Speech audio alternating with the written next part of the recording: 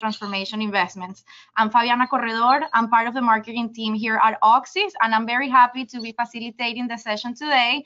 As you can see, I brought three great panelists to the team. So I think that we can start by just some quick introductions. Do you want to start, Bill, with yourself? Sure, that sounds great. Hello and good afternoon. My name is Bill Woodford. I lead digital transformation for Oxys. My focus is to drive value creation by harnessing the power of technology.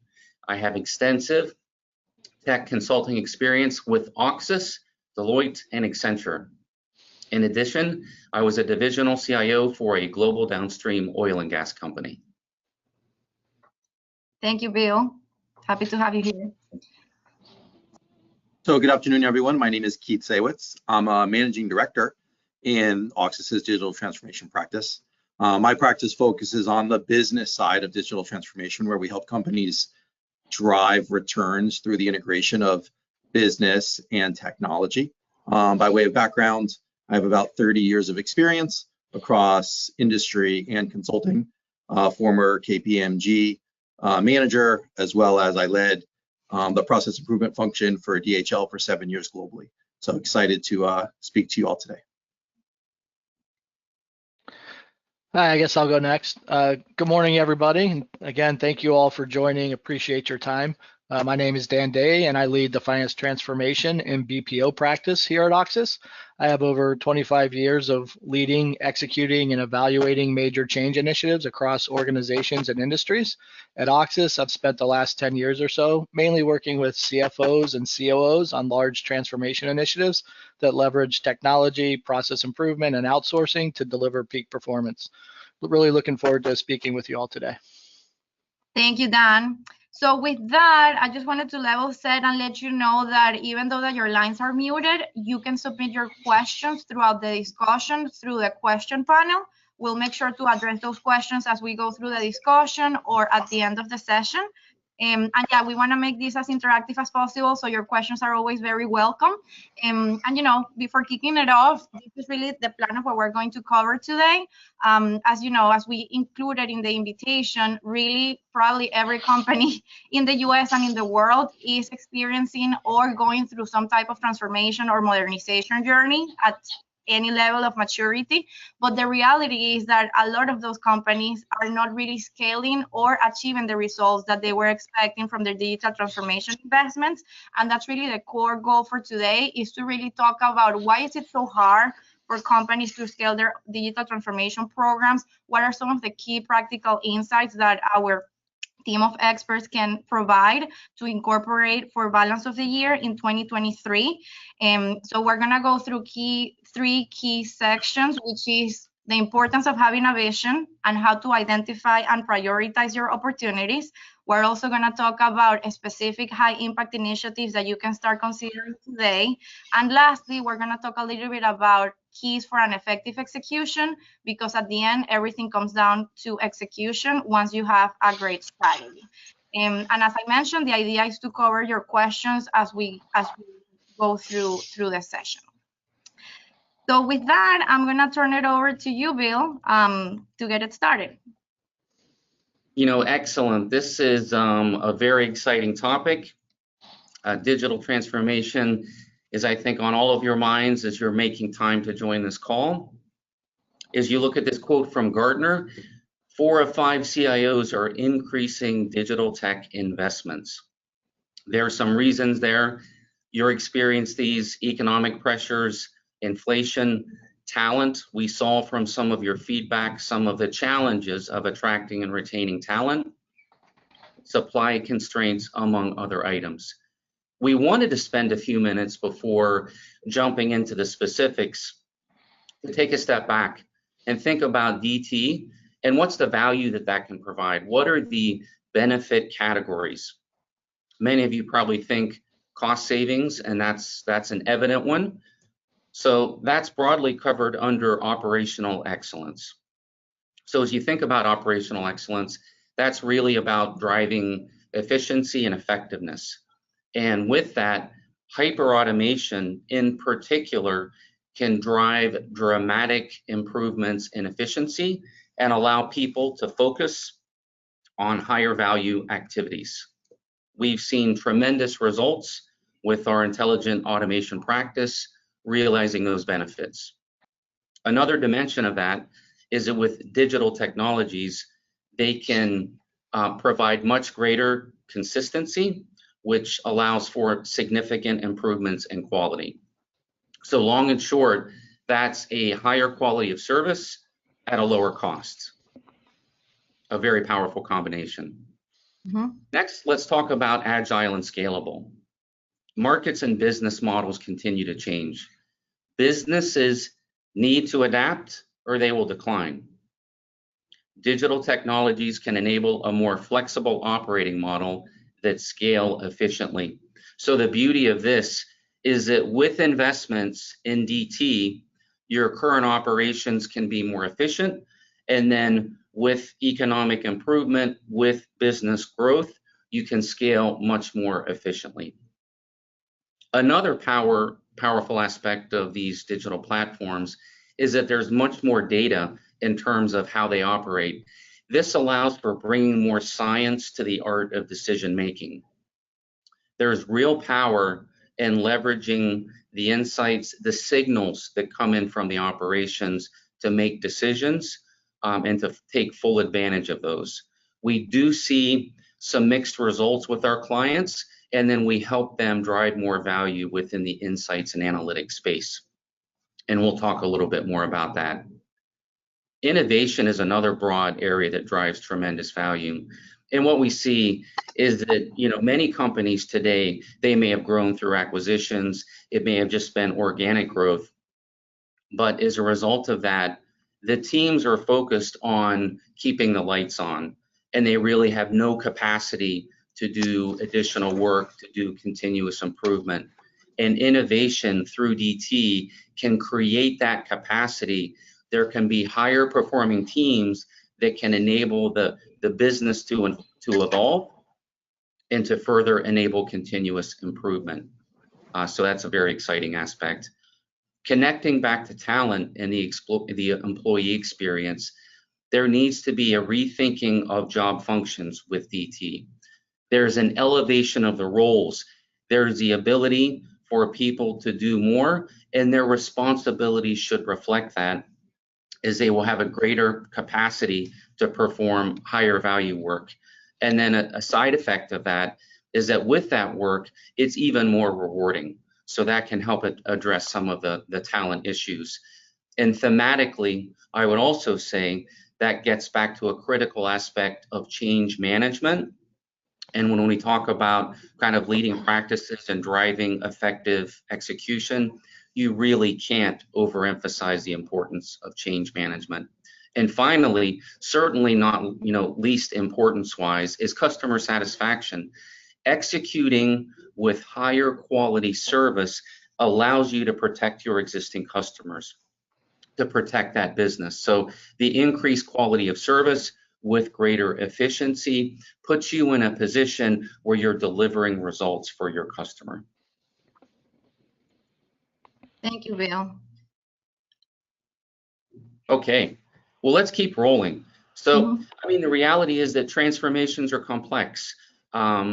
You see some statistics that are represented here. Many programs, they can take longer than expected. They may not realize the targeted outcomes. There is a very high demand level for talent, and that will likely continue for the foreseeable future. So not only is talent in demand, it's in very high demand for the right skill sets to deliver digital transformation types of projects. As we think about that, there's the reality. The pace of technology change is accelerating. I'm sure many of you have seen some of the articles about generative AI, ChatGPT, Bard, others like that. It's moving very fast and will continue to move at a rapid pace. So as you think about this from a business perspective, the technology landscape is evolving rapidly. It creates the potential for major disruption. So I view business somewhat like a full contact sport. It's competitive. digital transformation is an extremely important part of navigating that change. And having the expertise to navigate that digital modernization journey is essential, and having the right partners, the right skill sets is critical to help you achieve those successful results. Yeah, and I think what it's interesting, Bill, is that what we're seeing here in terms of the challenges of what companies are expressing and the level of failure from the digital transformation programs is very in line with what our attendees responded when they registered for the webinar. So if you see here, these are your responses. And when we ask you what were the main challenges that were holding you back from achieving your digital transformation goals, the two main ones were talent shortages and digital skills gaps, together with insufficient budgets.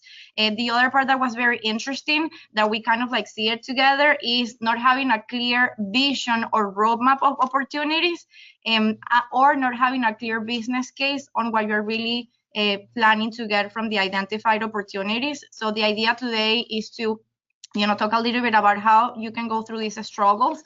And then what we thought was very interesting too is, even though that we have people joining from specific functions, in some cases CFOs, COOs, CIOs, or specific executives within a function, the majority of you are targeting improvements across different departments. Definitely finance and accounting and IT have historically been two core areas for grasping those opportunities for cost optimization, but definitely other areas, including back office, front office, and customer support operations, as well as HR, is also coming as another priority.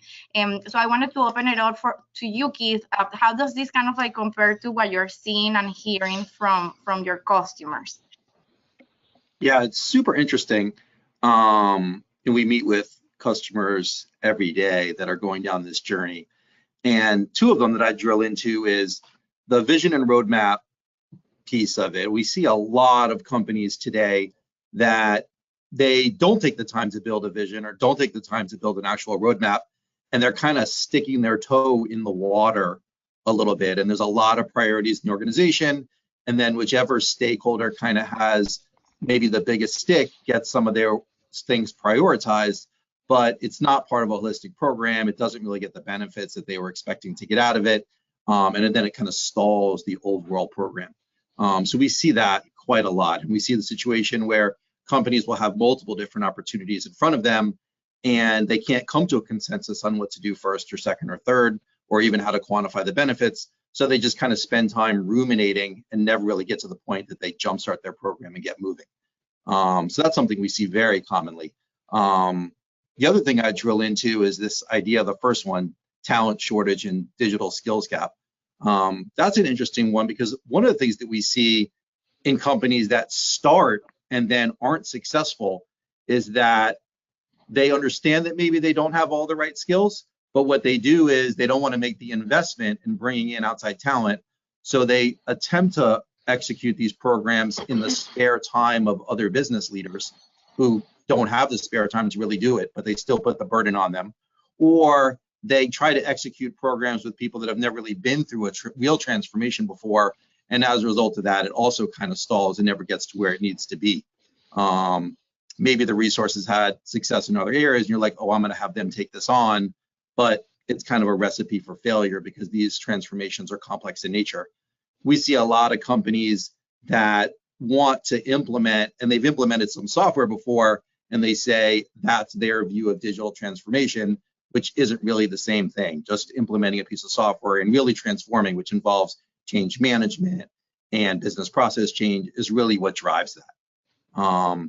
And then I'll just highlight something that we don't see in this list, which I hear all the time with companies, especially companies that have kind of grew organically over time, and maybe they have multiple ERPs and a lot of technical debt.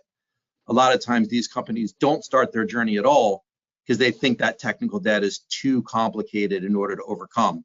They don't have data harmonization, they don't have a single source of truth, so they just don't move, which really is a recipe to move to obsolescence eventually, right? One way or the other, you've got to bite off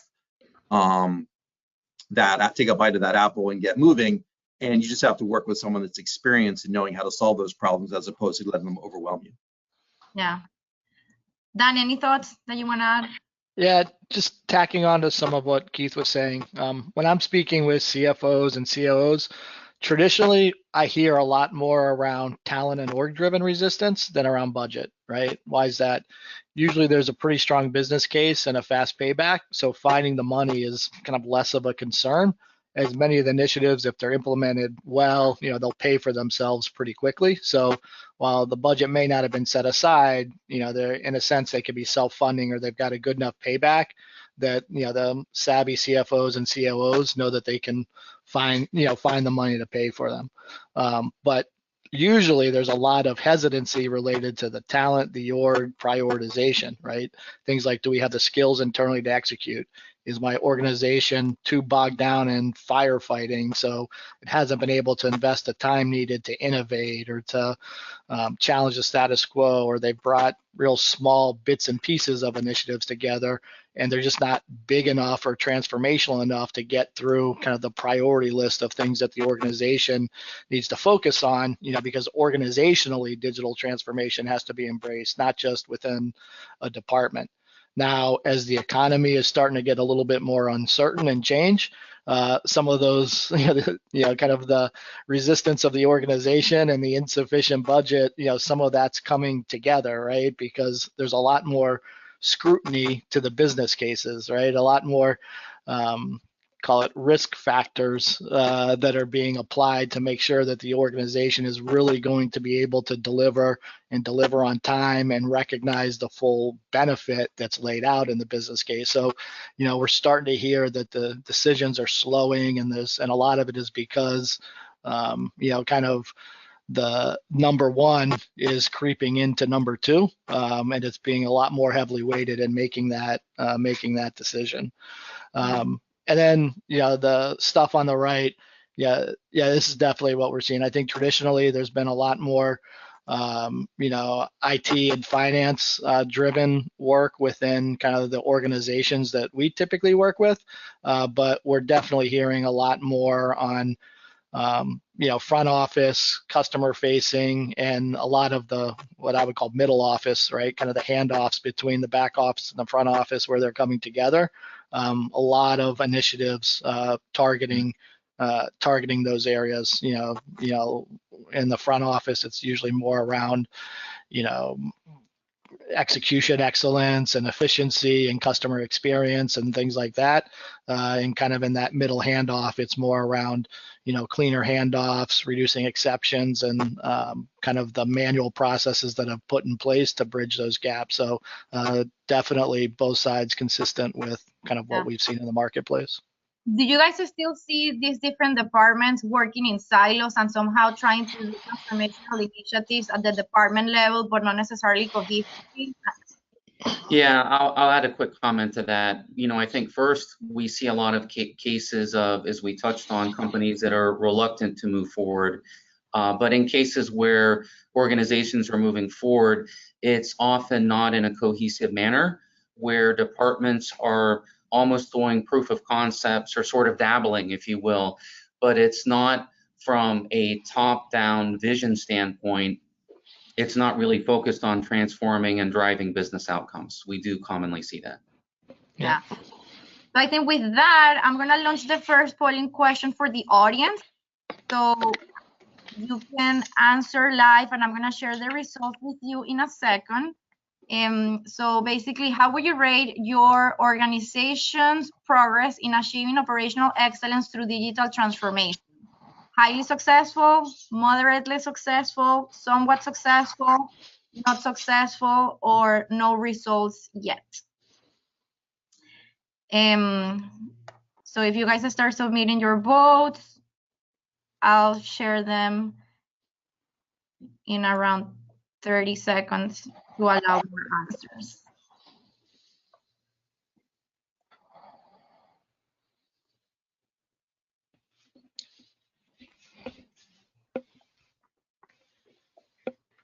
Okay, so we have 60% of the votes.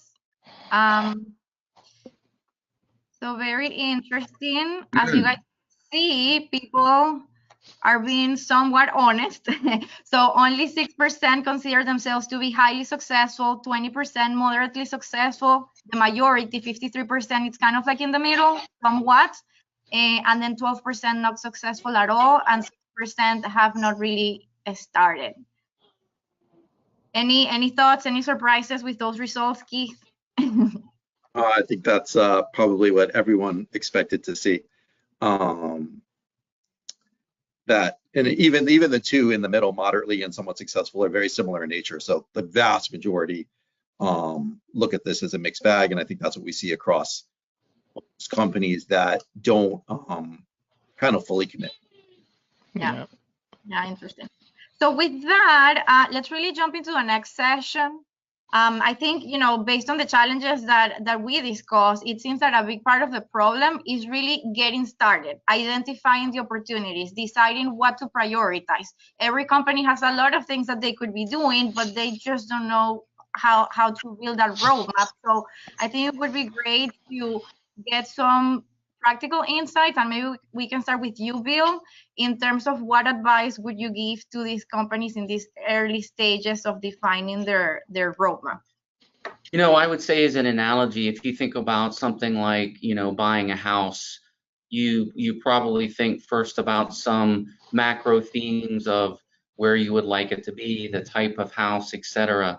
But before you even get into specific priorities, in the case of DT, it's important to have a macro view, like the house example I gave, to provide the framing of where the focus should be. Because there are transformations, but that doesn't mean you have to transform the entire organization at the same time. So it's a matter of then defining, ultimately, based on business strategy and the outcomes that we're targeting, what is that vision?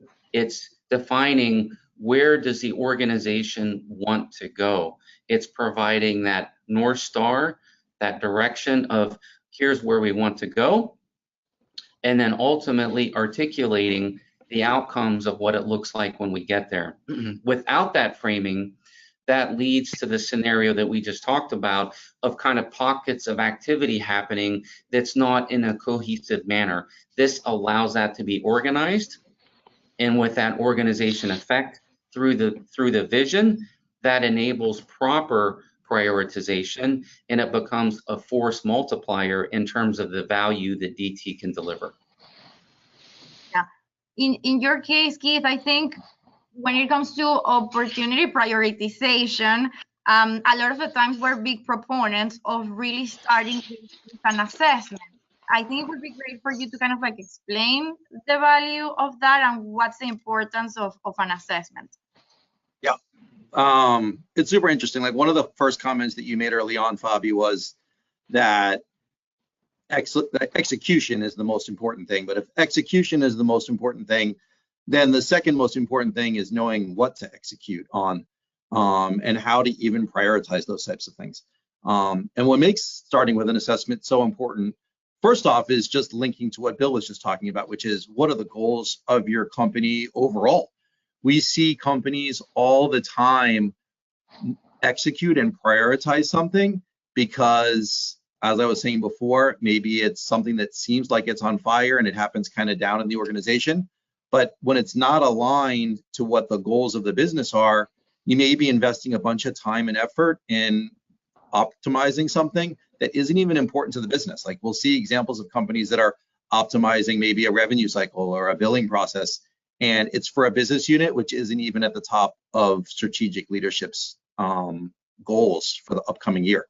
I have a friend who's a CEO of a company, and he talks about how the number one thing that he spends his time doing is getting people to stop doing things that aren't the priorities of the organization. So starting with an assessment that links to your goals is really paramount to everything you do. You need to know what the business benefit of that is going to be compared to the effort.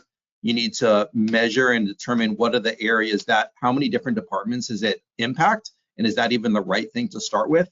Are you looking for something that's more low-hanging fruit in order to prove the value proposition and then move forward? But an assessment lets you start with items that are aligned to your goals, and it lets you start with items that you understand what the benefit's going to be, and then can use that to permeate that across the organization. So the other thing I would add is that any good assessment is geared and tied to that fifth bullet there, which is defining a roadmap. You know, something that you need to do is you start with an assessment which says these are the items that are going to add value to my organization, and then you prioritize those based on where you need to go and have a real plan in order to get there. So those two things linking together is super important. Right, and I think they also tie down to actually building the business case, because going back to the beginning, as you were saying, companies are doing much more, you know, disciplined approaches towards approving budgets. So without an assessment, you cannot quantify the actual business case to get it approved. What would you say are some of the key tips for building the business case? And also, I think the benchmarks is an interesting element that. Yeah, I mean, definitely building the business case and the importance of leveraging benchmarks, right? The benchmarks are critical because it gives you, most organizations are so used to looking at processes internally and how much better they've gotten, but they don't really know what's good, right? What's perfect, what's excellence look like, and that's where benchmarking comes in. And it really helps you up front. It helps you prioritize, hey, this is the areas where I've got a ways to go, where I'm underperforming benchmarks or performing as a bottom performer, and I've got runway within that. So as you're setting the prioritization, right, looking at places where there's room to improve, benchmarks are really important. And then as you're through the journey, to have kind of continuous review of that, as you're implementing and getting better, you want to know when you've kind of passed the second inflection point, right? The first is when you're starting to improve, but then the second one, when you're starting to marginally slow down, right? So you're getting past the point of continuing to invest. So it's time to move on to other initiatives. So, benchmarks are super important. We use APQC and internal benchmarks that we have from our operation, because we can see across, lots of different industries and functions. But it's really important, not only in the front end, but as you're kind of going through the journey to understand what sort of progress you're making. And then the other thing, and it's tied into up front with the business case and then measuring success, is you really need to understand what your baseline was and define very clear success criteria when you're building the business case, right? Am I taking cost out? Am I driving efficiency? Am I reducing rework? Am I reducing exceptions? Am I improving customer experience? Whatever that criteria is, you need to be clear on what it is and have measurement in place to be able to get a read on that as you're going through. There's so many CFOs that I talk to, they're lamenting the fact that, there was a business case, but for whatever factors, it wasn't delivered on time. They didn't quite get the benefits they were expecting. They don't have a read on it to understand if they got it. You want to make sure that you've got mechanisms in place to read it and to hold folks accountable to deliver what they said in the organization. And more importantly, you want to be able to celebrate quick wins, right? It's very likely that if you do this right and you do it successfully, you'll be able to dramatically change the performance of the function that you're transforming. And so you need to be able to have quantification of that so that people have a reason to celebrate, right? So that you can, keep momentum in the team. People, feel the quick wins and they get excited and they keep momentum around the organization and they're looking for the next thing that they should be doing. But if you don't have an understanding of where you're trying to get to and have mechanisms in place of what you're expected to deliver, right, it's very often you're going to find yourself 5 or 6 months into a program and saying, where am I going with this? Our organization's lagging. I could add something there just real quickly. I think it's super important. I mean, this line almost really should probably be a circle as opposed to a straight line, because one of the places that companies often will come back and say, I implemented some kind of transformation program, or I put in a new ERP, or whatever the scenario is, and I expected this benefit and I had this benefit and then it was gone, is that this measurement piece is that because the business isn't stagnant and constantly changing, it's very quick that your benefits start to get eroded away. And if you're not constantly measuring, did I not add an incremental headcount that I shouldn't have added in? Did I not account for something? That measurement piece, without it, some people say if you're not going to measure it, don't do it. And that may be a slight exaggeration, but it's not a huge one. Yeah, there's an interesting question that I think ties well to the topic and to the view of the value of digital transformation beyond cost savings. But it says, finally, I start to see tech companies moving from the business model of showing how many headcounts you can cut with RPA and intelligent automation and really focusing on how these technologies can actually improve employee satisfaction. What is your opinion on it? Yeah, I'll add a comment to that. That's one of the reasons that when we opened this call, I wanted to spend a few minutes and talk about the why and the broad benefit categories. I couldn't agree more that with automations, that has a directly related improvement in employee satisfaction by them being able to focus on higher value activities. So that's completely a true statement. There's a lot of power for the talent and employees, and a lot of power in delivering more to customers. I think to that, on the customer side, you could argue that with customer service, time is a dimension of that, and being able to perform that consistent quality of service on time is extremely important to protect that customer and how we provide service to that customer. So to me, focusing on pure cost savings alone is doing a disservice to DT, and the broader benefit is much bigger than that. Yeah, I would add something to that. I'd because like I think to, it's go ahead. Well, let me go, Keith, and then you can go. So, as someone who's got a lot of employees underneath them, right? Because I lead the BPO operation and have people in multiple countries, very large teams. We practice what we preach. So, a lot of these things we've implemented within our own organization. Definitely job satisfaction, lower attrition, the ability for people, folks want to be innovative, right? They don't want to be coming in and doing the transactional jobs, the transactional work. Now, a big chunk of our business model is taking that transactional work out of your organization and taking it into ours.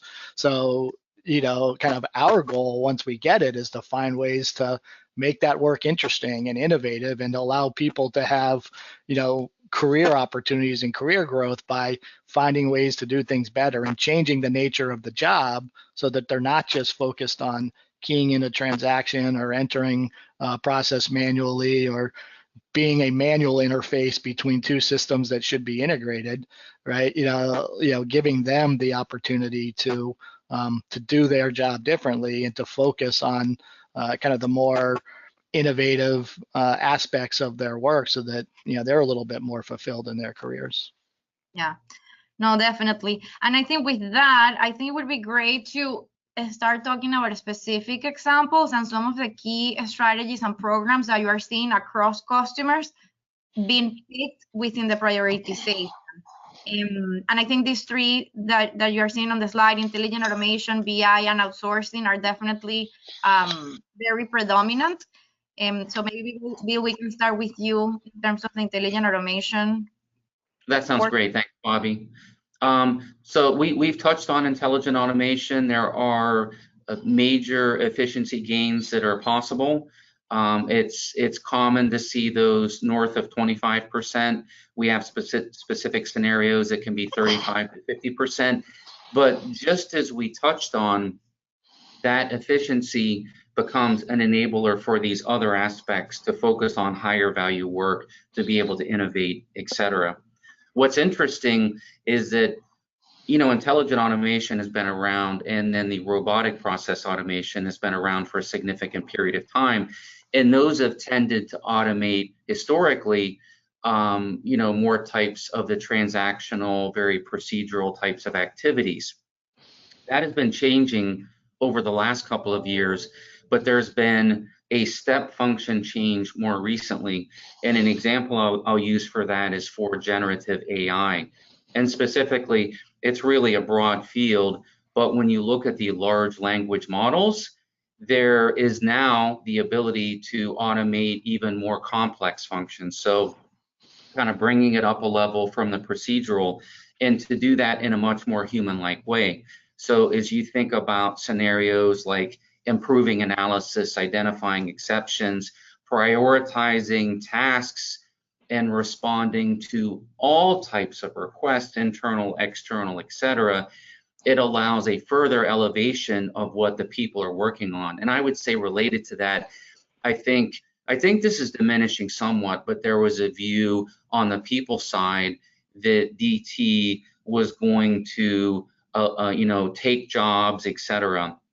And I see it differently as an elevation of jobs, and that people are performing higher value work and growing through that. So there's clearly a lot of hype around generative AI. It shows a lot of promise, and then we have some experience in this space in particular.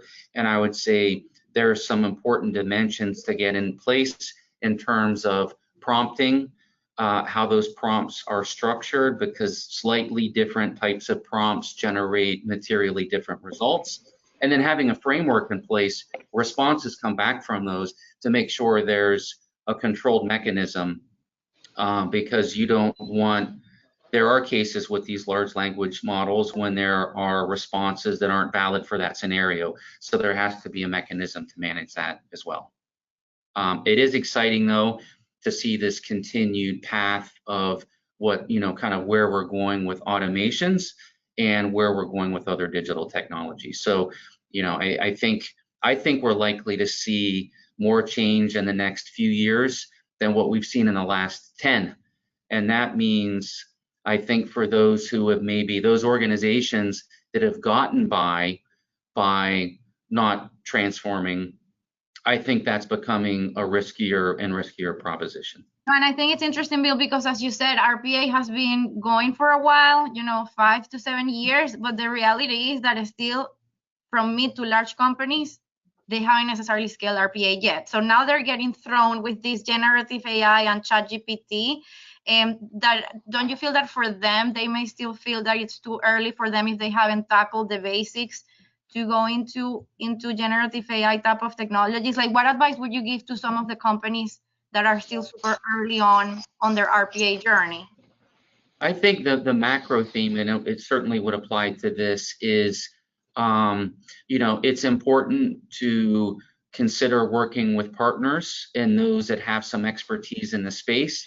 Don't rely on having your staff kind of Google something, do some research, and then putting people who maybe don't have the skill set or are not in a position to really advance that can be a misuse of time for some people that aren't the right fit for that. So, what we see with organizations of all sizes is there is a strong value in leveraging the power of an ecosystem and doing that where it makes sense for your organization. Yeah.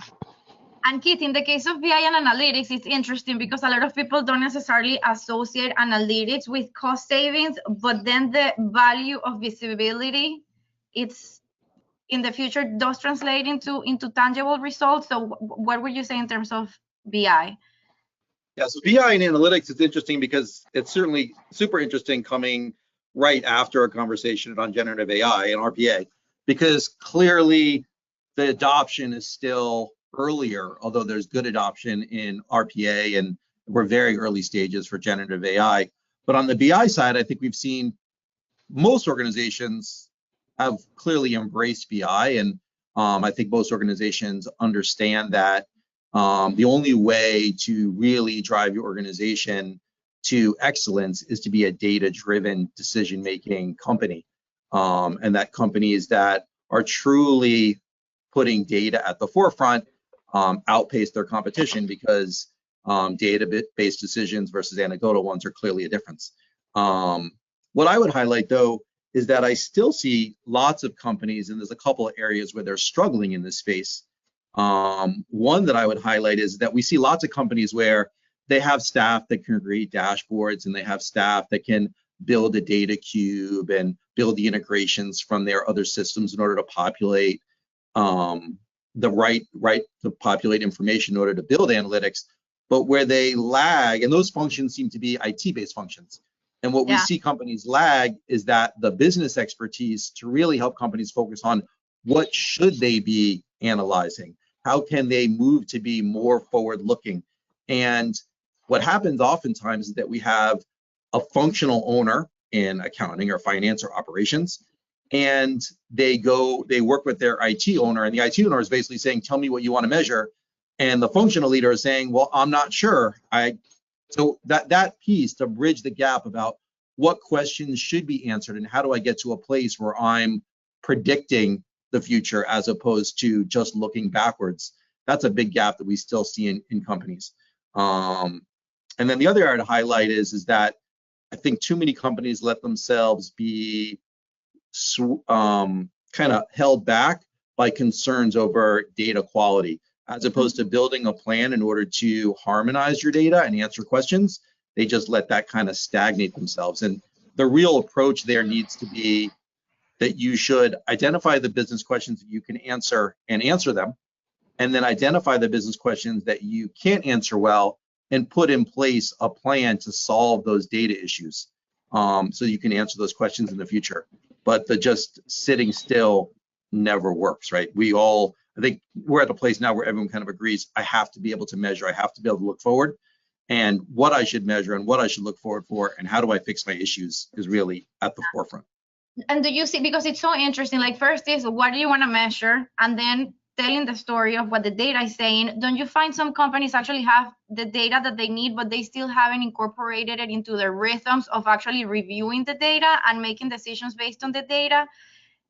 Because, for example, it happens to me, right? As you know, at Oxys internally, we have all of these Power BI dashboards for all of the different functions. And even within my marketing team, I cannot get to actually look at the data in the frequency that I would want to. Sometimes there's more data than what I can actually digest. So what thoughts do you have in terms of that? Yeah, I think it's about the business process that go along with it, right? We see that all the time, is that at the senior level, a lot of organizations will prioritize and really create all of this data, and then they never get it to permeate to the lower levels in the organization that are actually making the decisions on a day-to-day basis, right? There's a bunch of data that's available, there's dashboards, there's forward-looking reporting, but then you never really shifted and made the change management impact in the business processes so that there's a cadence behind it, right? Like, let's say from a marketing review perspective, that I have a weekly marketing meeting where people have to present data and show why they're making a database decision. That whole cadence that goes along with it, a lot of times is the gap I think you're talking about. Yeah. No, thank you, Keith. I think in terms of the third program, then definitely outsourcing as a driver of cost reduction has been there for a while, but the perspective on how outsourcing drives digital transformation, Yeah, so we see this particularly in kind of the middle market and private equity space, less so kind of in the enterprise space. They've already got big transformation, continuous improvement. They're using outsourcing for different reasons, but particularly within the middle market space and within the private equity space, we see organizations that have failed to do these programs either because they're high growth or their processes aren't great or their data is not clean. Or, there's a myriad of reasons why. But they go through this journey where, they move the transactional work to an outsourcer, which allows the organization to focus and be more strategic. Then they kind of take that savings, from that transactional work that's moved to fund some of the initial investment to kind of get started within a digital transformation process. And then ultimately they end up partnering with the outsourcer to deliver it. So as an example, within our service offering, our operating model, we embed several technology tools that, the middle market companies may not actually have on their own, and to implement them would be multiple individual projects, but we can leverage our scale and offer them as part of it. So not only intelligent automation and BI, but other technologies to help, run the operation better, right? Service management tools, automated workflows, AI-enabled OCR, chatbots, close automation tools, those sorts of, call it wrapper technologies we bring, to the table as part of our operating model. So from a resistance to change, permeating, an existing organization, or having to have access to, or the skill set, or the funding to fund the tools, a lot of times we see folks, using, their outsourcer to jumpstart, kind of that journey, especially if their existing programs are not existent or just failing to launch.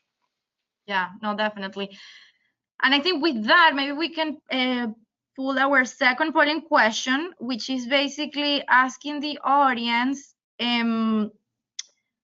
first of all, regarding generative AI, with tools such as ChatGPT, how much have you really incorporated that as part of your automation program? Not yet, currently searching, in the pipeline, piloting on a specific use case, or implementing it broadly across multiple use cases. So if you can submit your answers, we'll display in a couple of seconds. Definitely, we don't expect much progress here yet, but it will be interesting to see the answers. So I have 25% of the votes. Let's wait for a couple of more. I'm really interested to see this one. Me too. I mean, I know there's heavy adoption at the middle school, high school, and university level. I'm very interested to see how it's permeating organizations. No, and I think individually, everyone is probably using it somehow in their roles, but in a more orchestrated way and controlled by the organization. That's where I don't think so. So 80+% not yet, I say. yeah, so if you see, 8% said not yet, 69% are saying currently researching, and then just 23% are piloting on a specific use case. So no one is really doing it across more than one use case at this point. Yeah. I'm curious, or I would bet that there's a lot more ChatGPT usage in organizations that they don't know about because they're not part of defined ChatGPT programs, but people just using it to write a job description that they have to draft or to, write a quick email response on something that they haven't gotten started yet. So not part of main, we call it main programs, but more shadow operations, from individual users. Yeah, and that's true, but I would say obviously we're focused on solving more complex business challenges and how to apply those as a part of embedding those in the business process. But absolutely.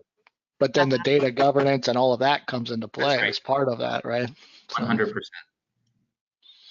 Thank you. And I'll pull the last polling question after this, but I thought it was interesting to really go through some real world success stories, because even if these three industries here are completely different, from healthcare to restaurants and hospitality to technology, the strategies that they're using are very similar. So I think, Keith, if we want to start with you on the first story and go from there.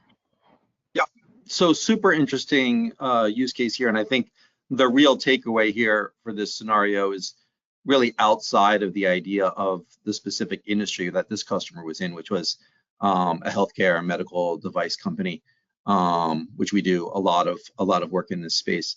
Is that the most important piece to take away from this is that the use of intelligent automation, the use of RPA, driven with an assessment, was really able to find multiple different areas where you could take processes that are highly repetitive, where, to the point that we were speaking about before, that Dan was mentioning, that in a world where it's increasingly difficult to find staff to execute repetitive tasks and still have strong employee satisfaction, that these types of processes, billing and renewals, cash application processes, authorizations and pre-authorizations, these kind of highly repetitive tasks that require strong accuracy, that require that can impact revenue if they're not executed in a timely manner, by kind of executing an opportunity assessment, identifying where the real benefits are, and then creating a roadmap for a customer to implement multiple different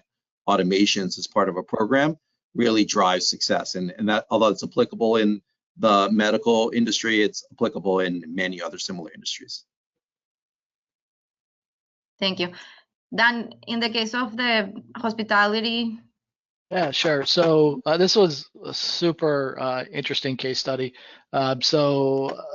Global restaurant franchisor that operates across 55 plus countries, multiple brands, experiencing rapid growth. But during the pandemic, there was a travel, particularly within international, where because of travel restrictions, they couldn't provide the traditional uh, franchisee support and audit processes that they would, that's embedded into their operating model, right? So in that industry, there's heavy emphasis on in-store visits and making sure that the local franchisee is complying with brand standards and health and safety and kind of the operating guidelines of the operator. So and travel is shut down in various countries, they weren't able to do that. So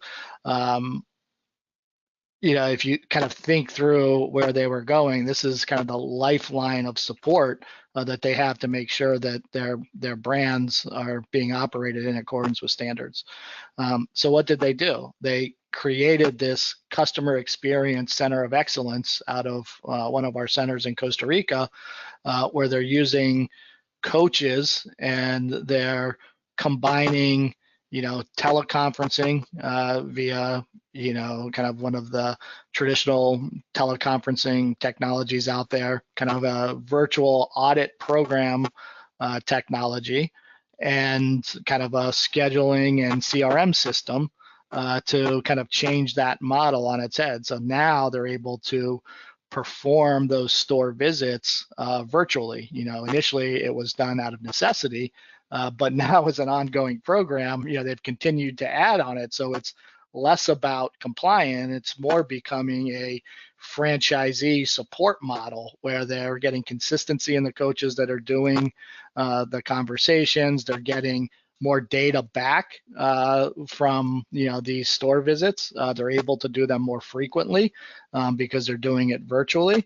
And so they've taken all of that and they've built an analytics portal around it. They've built a franchisee support program and portal around it, where if questions are coming in because they didn't get their marketing material or they're having supply chain issues getting some of their ingredients or paper products or any of that, there's now kind of a new experience that they go through to provide better support. And that has since been added to where we're now doing POS support and IT technical support for the franchisees as well. So what started, what's the saying,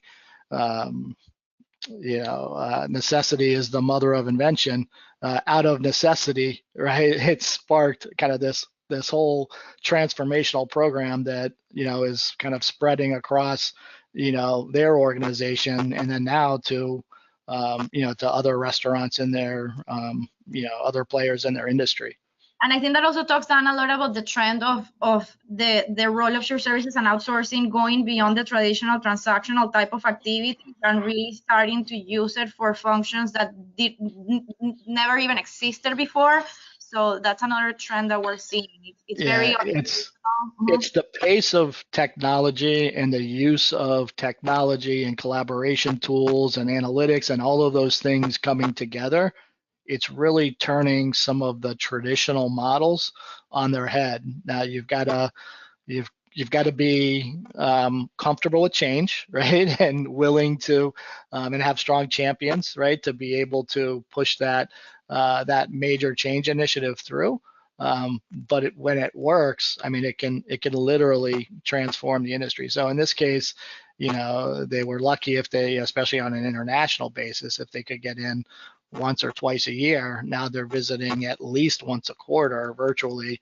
All the expense related to physically traveling and doing that to the stores, that's been eliminated. And then ultimately the franchisees are happier with it because it's less intrusive, right? There's more consistency with kind of the coach that's delivering it. You can follow up on items that were identified in the previous visit, and you can kind of showcase, hey, look, I did what I was supposed to do and here's the result. So it's really turned from a compliance focused initiative to kind of a store coaching and operational excellence excellence sort of initiative. Yeah, and I think before we jump into the next section to really talk about some of the final thoughts and guiding principles for successful execution, Bill, do you want to touch on this test automation success story? Absolutely. I'll briefly touch on this. So this applies to other industries. It happens to be for a global tech company. And ultimately, this is about proactively managing testing to make sure that automations are running smoothly. So as a part of that, the whole idea is to make sure that there was quality when moving from things from a lower environment to production and being able to continuously test lower environments. This has resulted in being able to have an increased speed in production and to increase the quality of the testing that was done. So I'll use an example of that because automations for any organization can become a central component of how it operates. So as you think about something like month-end closing, that's something that you're performing and you expect it to work, and there's a tight timeline to complete those activities. Automations are often supplementing that. And then what was done in this case is you're running tests on those automations right before you go through the month-end process. Is this client in particular had a fairly dynamic environment, and with that dynamic environment, there were automations that were breaking. So this was a way to get in front of that and to make sure that those automations were running smoothly. Yeah, and I think this is like one of the most mature RPA COEs that we have worked with hundreds and hundreds of automations, but I think that more and more, even for companies in the early stages of their journey, we're really advising them to get test automation embedded early on, for proactive maintenance and avoiding those robots from breaking when they go live. Thank you. So I think with that, I'm going to jump the last polling question and we're going to go to some last final thoughts. But basically, we would love to hear from all of these specific programs that the panelists shared. In which of the following strategies are you increasing your focus for balance of the year? Are you really focusing on assessing the opportunities and building that roadmap that you don't have as clear? Are you just working on accelerating the delivery of your current automation pipeline and the opportunities that you have already identified? Are you working on analytics, or are you working on increasing the use of shared services and outsourcing? Hopefully you don't pick option number 5. and keep in mind that you can set more than one. Okay. So I'll share the results in a second. I have 15% of the votes. Would love to get some more, 20%.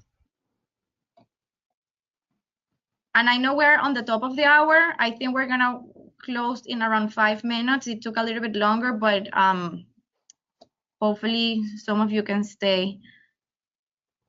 So I'm gonna share the results. Interesting, 57% of people are just working on accelerating their current pipeline of automation, 14% on analytics, and then 29% increasing the use of shared services and outsourcing. Hopefully all of them have a good roadmap and assessment, but what are your thoughts, Keith? I'm surprised to see that nobody's really focusing on that portion of building the roadmap.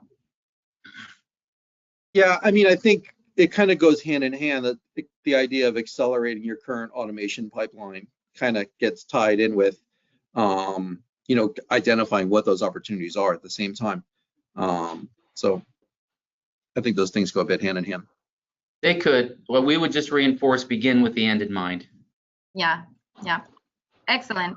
So with that, I'm gonna jump this polling question, and I would love to hear from you, Bill, on what we were saying. I think you touched already on some of these points, but a strategy is hallucination without execution. So what are some of the key things that you see companies do really well when it comes to execution? Thanks. And so I'll go through these in a fairly quick manner, and it's really thematic, and we've touched on many of these as we've gone through the discussion. But from a talent standpoint, in terms of delivering DT and delivering those functions, it takes a mix of skill sets, it takes expertise, it takes know-how to do that. So Certainly you can look for talent, but I would say don't hesitate to tap into a partner ecosystem. Trying to do it on your own is a risky proposition. I would also say there's a real power in real-time collaboration, and I think this is even amplified with DT. The pace that these projects can move, the need for a connection to business, product owners, stakeholders, etc. The work is done much more efficiently when there is that real-time collaboration. That's been certainly the Oxys experience. There is a finding from McKinsey that reinforces that, and the direct correlation. It's not even kind of a loose correlation. It is absolutely direct between productivity and being in similar time zones to achieve the targeted results in a rapid manner. Dan had touched on this point, and I think a lot of delivery of DT and even of other projects has moved to a more incremental manner. That certainly applies to DT. Get the velocity going. There are wins. That feeds energy to the team. That builds the muscle memory to move faster. It also delivers speed to value. It allows those signals to come back based on what's implemented, that there can be minor course corrections along the way. The fourth point, and this is really for executive leadership, is that DT and large programs, it isn't a kickoff at the beginning and you highlight some things and you just sort of let the teams run with it. This is something that periodically, every couple or 3 months, having executive leadership reinforce the importance of a DT program is important, because without that, we talked about the silos. These pocketed silos tend to pop up and people tend to start working on things that can deviate from the mission. And it's also important to celebrate wins. I mean, teams put in a lot of blood, sweat, and tears in some of these projects, so make sure that that hard work is recognized. Change management, we can't overemphasize that. Roles change. People are just reluctant to change overall. I mean, that's just the nature of human beings. So make sure to over-rotate on change management, manage that process, and that the roles and responsibilities, the work that's being performed, is set up in a way to be in that future operating mode. We've talked about measurement and kind of making sure actions are taken to realize the business case. We've talked about that already, I think, fairly thoroughly. Another thing is have a governance framework. There are rhythms that are required to integrate across teams, to integrate across departments, to have steering committees. This helps manage dependencies, helps drive more value. It mitigates risks. And then project teams run into issues.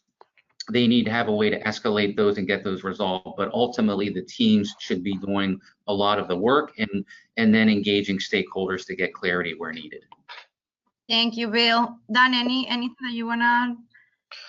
Yeah, I mean, the only other thing to add to that is, having that vision and aligned on that vision is so important up front. Just, Bill said it, right? The teams are going to run into challenges, right? Some of these initiatives take time, right? And you lose momentum, and there will be unintended things that pop up that you didn't anticipate or you didn't realize. And it's so important to have that vision that you can anchor back to and say, hey, this is why we were doing it, and this is what we said we were going to do, to kind of right the ship kind of in moments that get a little bit tough. And having that vision up front to anchor back to, and that alignment up front, to me is critical to keeping it going. Thank you, Dan. Keith, any last thoughts?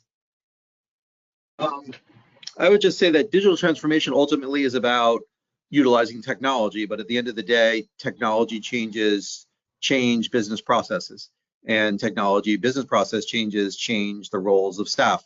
And the change management piece there, if you implement technology but don't look at the impacts across areas, a billing change from a technology perspective also impacts all the finance processes downstream. So that whole change management piece and the business processes that permeate across departments, if you're not considering those things, that's a really likely place that you're going to fail.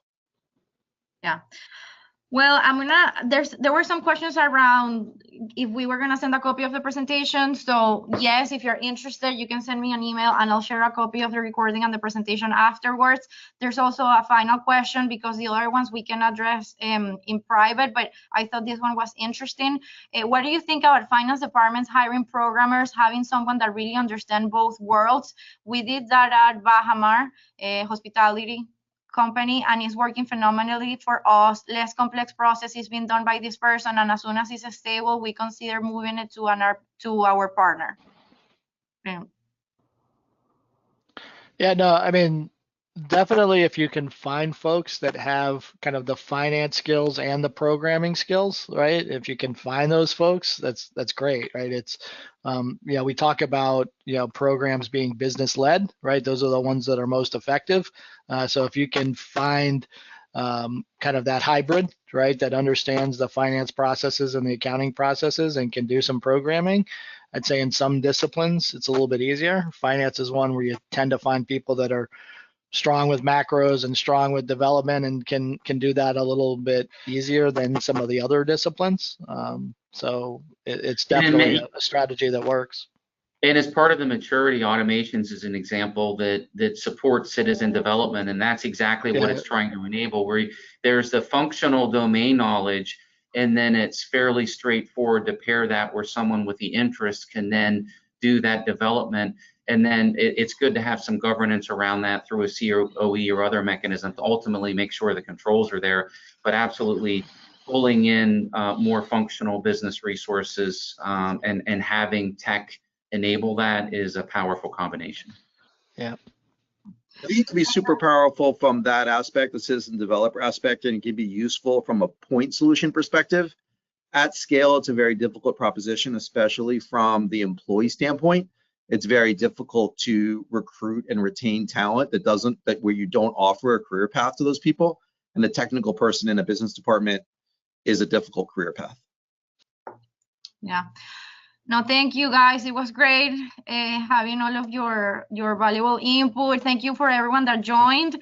I think this is really the end of the webinar. One of the things that I wanted to mention is, we're glad to see that a lot of the people that joined today are people that are already somehow in the journey, that are looking to accelerate their pipeline. It definitely seems that at least the audience that joined today is more mature than some of the companies that haven't started.